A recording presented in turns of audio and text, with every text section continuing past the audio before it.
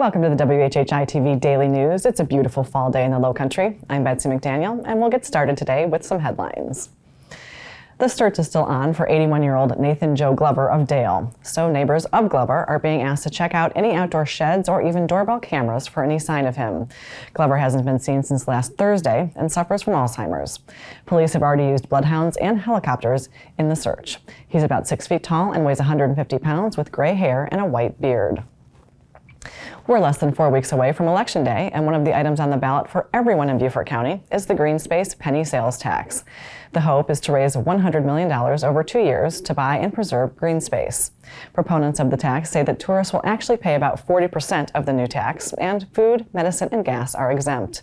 If passed, a countywide citizens committee will search out and purchase green space to slow development throughout the county. A fresh new business is coming to Hardyville, bringing a $1.3 million investment and 58 new jobs. Hardy Greens LLC, a vertical farm company established by South Carolina natives, announced earlier this week that they will make their home at 11 Randall Street in Hardyville. The company will partner with Local Grown Salads, who will supply the materials for Hardy Greens to grow pesticide-free fresh herbs and greens every 30 days.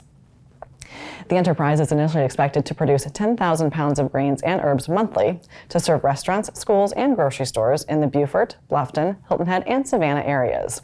Operations are expected to begin in early 2023.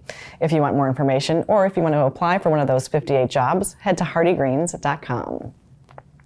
As we have shared with you previously, the CJ Cup being held at Hargray next week is shaping up to be a star-studded event, with the last big commitments adding to the excitement.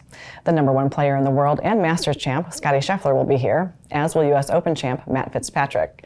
Victor Hovland and Hideki Matsuyama also added their names to the list, which already includes defending champion Rory McIlroy, Justin Thomas, RBC Heritage champ Jordan Spieth, Jon Rahm, and President's Cup players Tom Kim, Colin Morikawa, and Max Homa. There'll only be 78 players in the field with no cut, so all those names will be here all week. You can find out more at cjcupsouthcarolina.com. And Beaufort County's library system is closing on plugging a big hole, the lack of a library in Port Royal. A former senior center on Paris Avenue that the county already owns is being considered by the county for a $250,000 renovation to turn that space into the much-needed library. Those renovations could be complete and open by next summer. The new library would be within walking distance of Port Royal School, the post office, and many surrounding neighborhoods. The media sources on your screen will have more on these and other stories, and we would love for you to like us on Facebook and follow us on Instagram at WHHI-TV. And if you have an idea for a news story, we'd love to hear it, so drop us a line at news@WHHITV.com. Want to know what happened in sports last night? Let's take a look with Justin Jarrett. Hey there, it's time for Last Night in the Loco on WHHI, powered by Locosports.com. And it's almost time for the PGA Tour to make its return to the Loco. The CJ Cup in South Carolina tees off next week at Congaree Golf Club in Jasper County, and the #1 golfer in the world will be there. World #1 and reigning Masters champion Scottie Scheffler is among the latest commitments to the field, along with Japanese star Hideki Matsuyama, reigning U.S. Open champ Matthew Fitzpatrick, and emerging Norwegian star Victor Hovland. They join a star-studded group that already includes Rory McIlroy, Justin Thomas, Jordan Spieth, Colin Morikawa, and many more international stars. Daily grounds tickets are on sale at cjcupsouthcarolina.com. The May River Sharks have won their 6th girls golf region title in 7 years since the school opened. The two-time defending Class 4A champ shot .351 on Palmetto Hall's Cup course to edge Hilton Head High by 17 shots, with Claire Green earning medalist honors with a 78.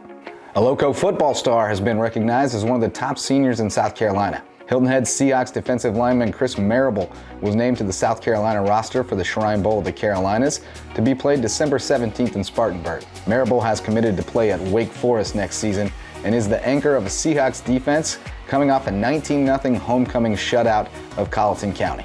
For Loco Sports and WHHI, I'm Justin Jarrett. Until next time, go Loco. Thanks, Justin. Now let's hand it over to Maria so she can tell us what the weather's going to be like for the rest of the week. Thanks, Betsy. All right, so taking a look at the rest of the week, Thursday it's going to be cloudy and humid in the morning. We're going to see a thunder shower in the afternoon, which should clear by the evening. Hilton Head's going to have a high of 80, a low of 66. Bluffton's going to have a high of 83, a low of 64. And Beaufort's going to have a high of 83 and a low of 64. The sunrise for Thursday is going to be at 7:24 and sunset's going to be at 6:54. Taking a look at the beach tides, high tide's going to be at 12:13 p.m. and low tide's going to be at 7:39 p.m. Taking a look into the rest of the week and into the weekend, Friday it's going to be sunny with highs in the upper 70s and lows in the 50s. Saturday it's going to be sunny with highs in the upper 70s and lows in the 50s. And come Sunday it's going to be partly cloudy with highs in the 80s and lows in the 50s. That's it for today. Let's get back to the desk. Thanks, Maria. And we'll be back in just a moment with an interview with the Beaufort County School District Teacher of the Year. Stay with us.